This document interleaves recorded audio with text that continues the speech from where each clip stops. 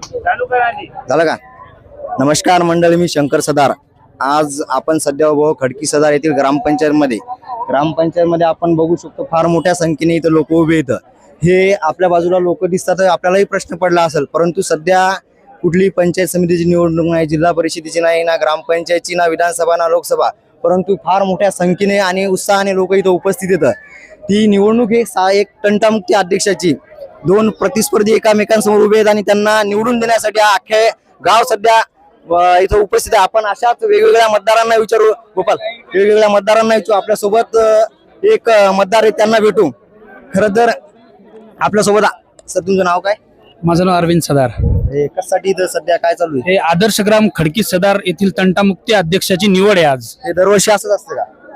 माझा पहिला टाइम आहे इतकी करता पाहण्याचा. लेडीज तर मी आतापर्यंत इतक्या पाहिलं नाही, पण आज पहिल्यांदा पाहायला लागलो. आपण बघू शकतो गोपाल, इकडेच आपण बघू शकतो सध्या इथं महिला सुद्धा फार मोठ्या संख्येने उपस्थित आहेत ग्रामपंचायतचं मतदान, त्या तंटामुक्ती अध्यक्षासाठी मतदान करण्यासाठी. याच्यावरून आदर्श खडकी सदार गावाचं नाव आहे. आपण जर बोर्ड बघितलं तर गावाचं नाव आहे आदर्श खडकी सदार, परंतु फार मोठ्या संख्येने इथं एक तंटामुक्तीचा अध्यक्ष नेमण्यासाठी मोठ्या उत्साहानं लोक इथं उपस्थित आहेत. घरून महिला गाड्या आहेत, लहान मुलं येत इथं आणि येणारा निकाल आपण बघू शकतो. याच्यावरून सध्या गाव खेड्यातल्या राजकारणाची दिशा नेमकी कोण्या स्तरावर चाललेली आहे आपण बघू शकतो.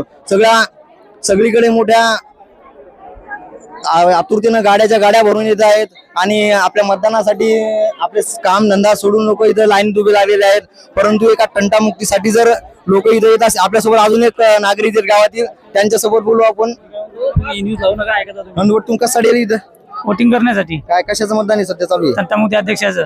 हे म्हणजे फार टोकाचं राजकारण दिसते गावात.